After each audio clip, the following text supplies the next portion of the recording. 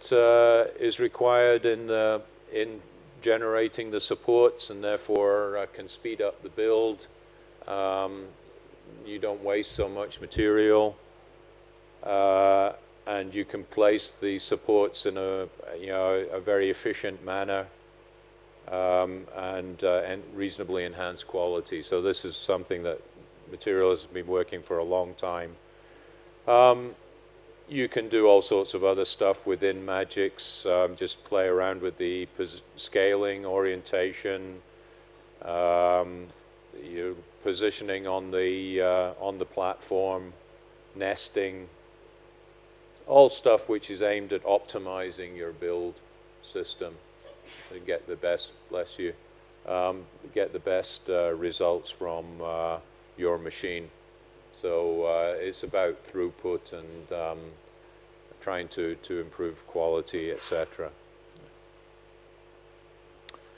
And then the last of the three, so you've got Mimix, Magix, and then 3-Matic. And this 3-Matic in particular works very closely with Mimix in many cases, where you might have a medical model, and then you, on the basis of that model, you want to generate an implant, which is customized by that. So or a template, where you take the contour of the object, and then you can create a template device which you can then 3D print. Dr. Chitra mentioned that quite a few times in the cases that she was presenting there, and this is an effective method for achieving this. But it has other features. At the bottom there, that's a smoothing algorithm, topology optimization software. So I think the software, the part on the left-hand side was created using Nastran or Patran. It's a topology optimized part. A lot of people don't like, would not accept, or a lot of companies would not accept that degree of surface texture. So 3-Matic provides a function to smooth that up without affecting the performance of the part. Texturing is quite an important thing. Quite often in STL files, creating a texture can be problematic.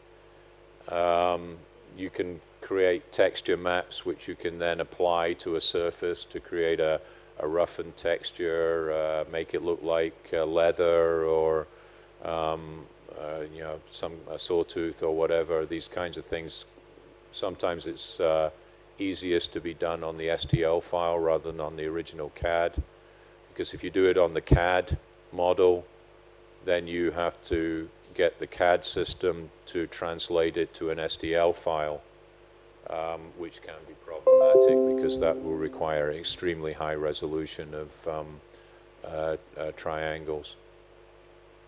And then another particular feature which is also quite relevant to medical applications is the top right, where you have a lattice structure. Again, lattices are very difficult to translate to an STL file.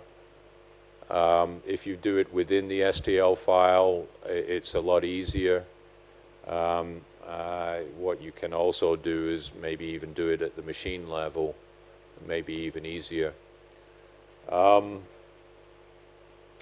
So again, 3-Matic, because Materialize, basically all the software in Materialize is geared towards the STL file.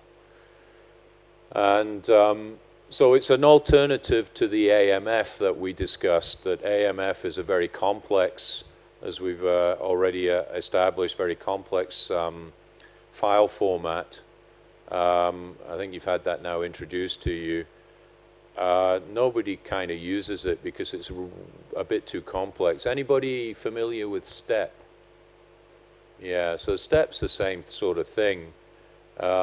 People in the CAD industry thought that they needed better file formatting, and so they came up with STEP. And STEP is fantastic. It can represent files in so many different ways and things like that. But nobody uses it because it's too complicated. And so, it was designed to replace IGES, which is also not a very good file format. But, it's just, when you actually are an operator, you want to have something that's actually quite simple, because it makes it easier for you to understand what's going on. And I think that's why STL has sort of stood the test of time.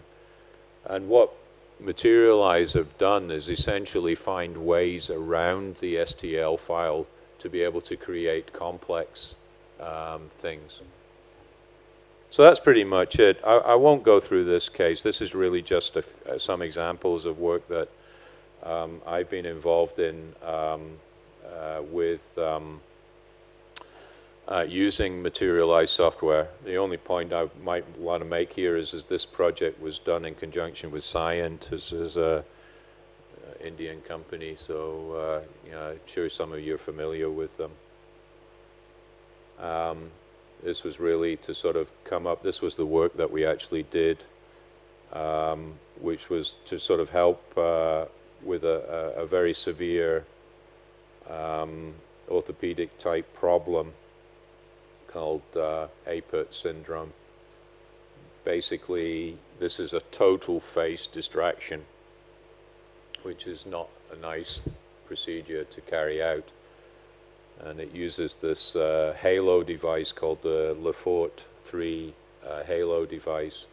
What we did is we redesigned the halo device because with Apert syndrome, there's a complication that the bone thickness sometimes doesn't allow for the halo to be properly fixated to the skull, because you get variable bone thickness with Apert syndrome as well. Just a bit about other software. This is really the last slide before the tea break. You'll be happy to know, just to say that there are other softwares around there. A lot of these used to be free, but nowadays not so many of them are. There are other softwares which have kind of replaced them on the open source market, but these guys have basically gone open source to the extent that now people are using them for quite serious applications, so they're starting to charge for it. For example, Osirix was open source until about a couple of years ago. Now it's about only about $300-400 US, so it's actually not that expensive, but comes out of Brazil. Performs a lot of the functionality that you see in Mimics. Within medical, I don't really know much about that. It's only what I've actually seen on the internet, so I don't know much of how effective it is. But it seems to be, I mean, if it's part of the Autodesk suite of tools, it's worth having a look at, particularly if you're in education, because as you know, Autodesk have this sort of licensing arrangement where they usually provide licenses free of charge or very low cost to students, and charge you later when you start using them in industry, which is actually, I think, a very good way to do this. Autodesk used to do this in the past. They stopped it and they've suffered from it, and now they're back to it. And I think it's a great way because basically what you do is you create a base who then go into industry and say, "Hey, are you using Autodesk?" So, "Oh no." All right. So, well, I can't work for you because that's what I'm trained on.